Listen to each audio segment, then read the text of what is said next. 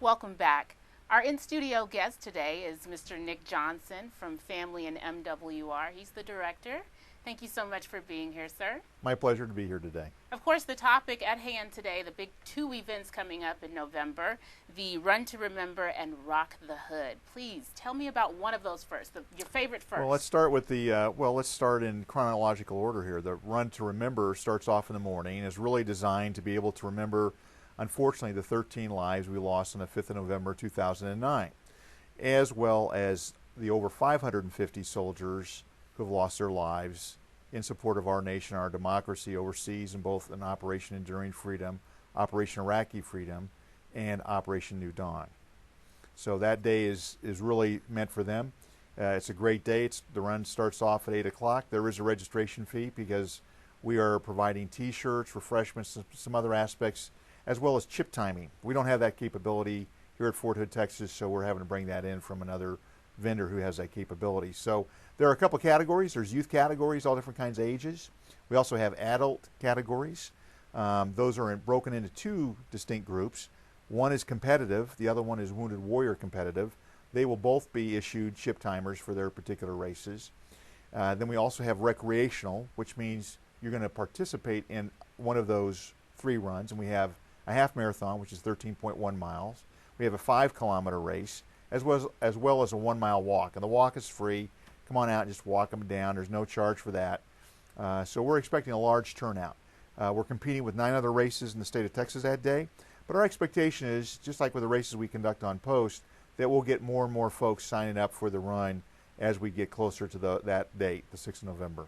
Okay, so if I'm not familiar with runs, what is a chip timer? Chip timer is a device that's put on you to make sure that we get an exact measurement of your time on that race down to the 100th of a second. I see. So there's no human involvement in it. You have to cross over a certain mechanism before you start, and when you come back in, it's exact when you take off. So very exact. And the run again happens on the 5th of November? The 6th of November. The 6th of November. Starts at 8 o'clock in the morning. Registration or coming in to pick up the chip timer starts at 6 o'clock in the morning, goes until 7:30. We'll break the races into 3 categories, obviously, because we're going to launch the half marathoners out before we launch the 5K or before we do the 1-milers. We don't want people having to run over the top of somebody else. As well as for those Wounded Warriors who are either competing competitively or who are doing recreationally. For example, I'm a disabled veteran. I cannot run, but I can ride a bike. So I'll be in a recreational category, and we'll launch participants based on what their capabilities are. We have so far one Wounded Warrior who will be in a wheelchair. Now he will be faster than any runner that will compete that day. So we'll launch somebody who's going to ride in a bike, for example. If that's all their capabilities, we'll launch them first, whatever distance they want. Then we'll launch wheelchairs. Then we'll launch the competitive runners, followed by the recreational folks who either walk or walk or stroll or whatever they want to do for that particular part of the race. Now, are you planning on having any type of trophies or? Oh, absolutely. There'll be trophies for the winners in the competitive areas. Everybody who participates as a recreational user will get a ribbon that signifies their participation that day.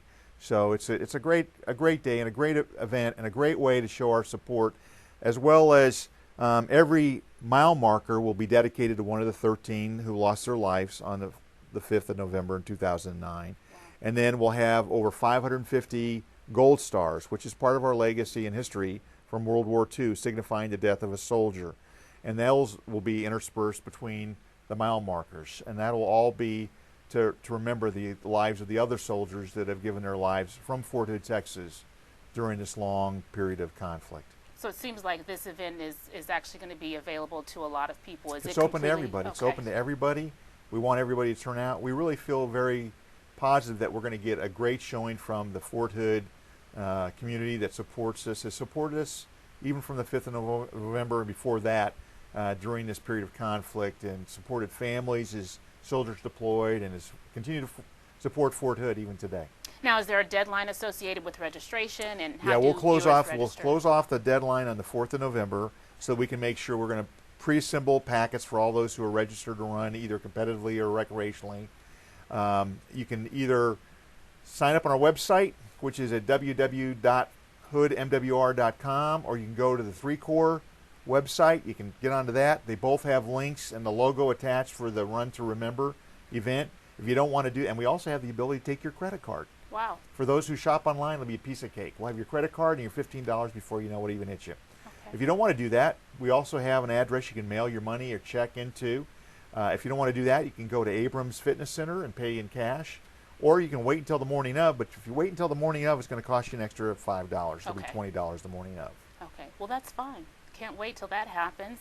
Let's move on to the next event, which I'm pretty excited about, is the Rock the Hood event. Why did you guys decide to do this? Rock the Hood. Well, that was just another part of this entire 2-day period. Really, on the 5th, we're going to have the installation will conduct various ceremonies to honor and recognize the soldiers who lost their lives, as well as those who came to the rescue and participated and helped, as well as Department of the Army civilians and local community.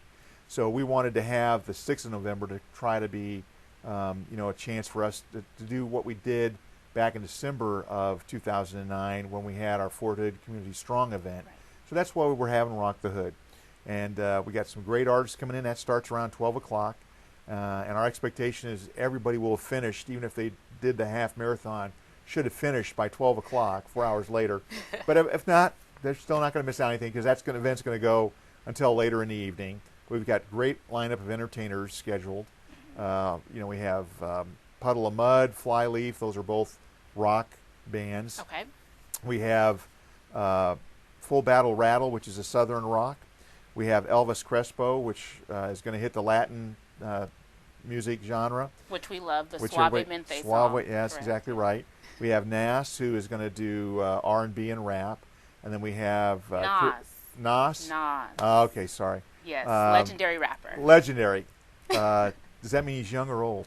All of the above. Okay. All of the above, I'm sure. And then we're going to have a young gentleman by the name of Chris Cagle, who's country western. Right.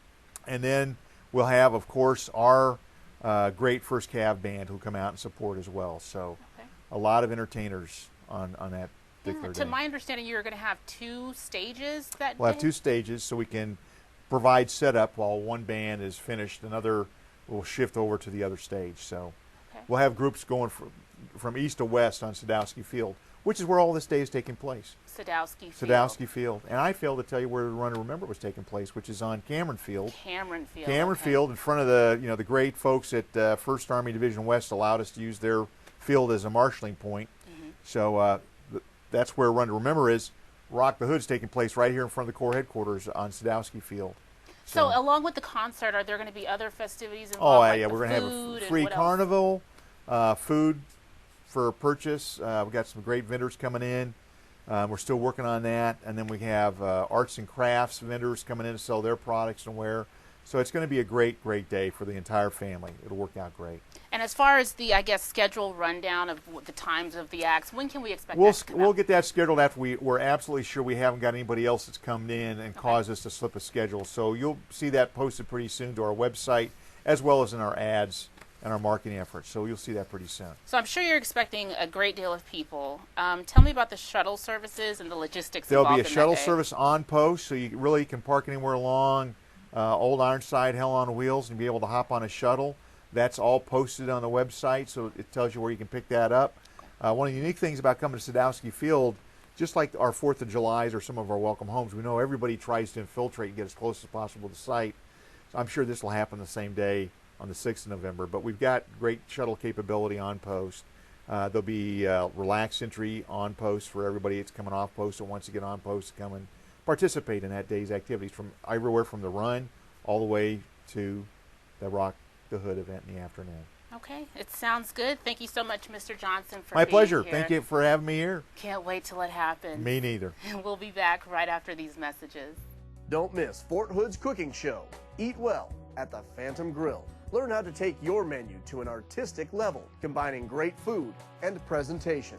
The Fort Hood Culinary Arts team shows how to build physical wellness as the Army transforms chow into cuisine. Tune in to Eat Well on Fort Hood TV. Check out the TV schedule in this week's Sentinel for airtimes. Eat Well at the Phantom Grill, your guide to the art of food. Welcome back. 3rd Battalion, 8th Cavalry Regiment, 3rd Brigade Combat Team, 1st Cavalry Division teaches kids about Army life in the field.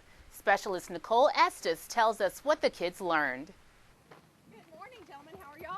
Warhorse soldiers spend the day showing kids from Miller Heights and Sparta Elementary how to take apart and hold weapons, work a Humvee, wear protective gear, and work inside a tactical operations center. Really good now.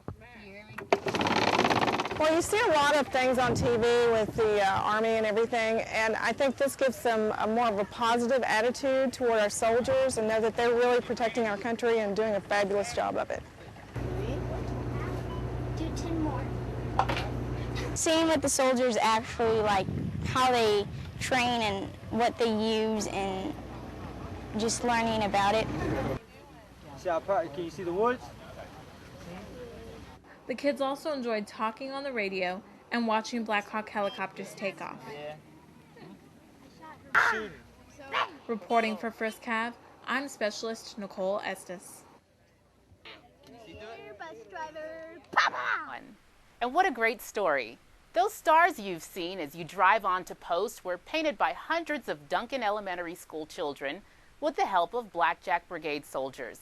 Specialist Lauren Massey has the story of Stars of Hope. Drive through Fort Hood nowadays and you'll see brightly painted stars with messages of hope, peace, love, and friendship. Blackjack Brigade soldiers helped Duncan Elementary School students paint stars for the Stars of Hope Memorial. We are here at Duncan Elementary to help them paint their Stars of Hope for remembrance of the 5th of November when we had the shooting here at the SRP site. Soldiers were supporting their adopted school. We're here helping the kids paint stars, and we're going to post them all around the roads of Fort Hood so that when people coming in and leaving posts can see the stars and remember what happened on that day. We're going to put them all around 3 Corps and stuff like that. Just out here trying to have a good time and do something good for the post. Forever changed by the tragedy of November 5th, our children remind us of our strength through hope. Reporting for America's First Team, I'm Specialist Lauren Massey. Well, that's it for this episode of Family Focus. Keep watching Fort Hood TV for more news and information, and be sure to check out our radio station at forthoodradio.com.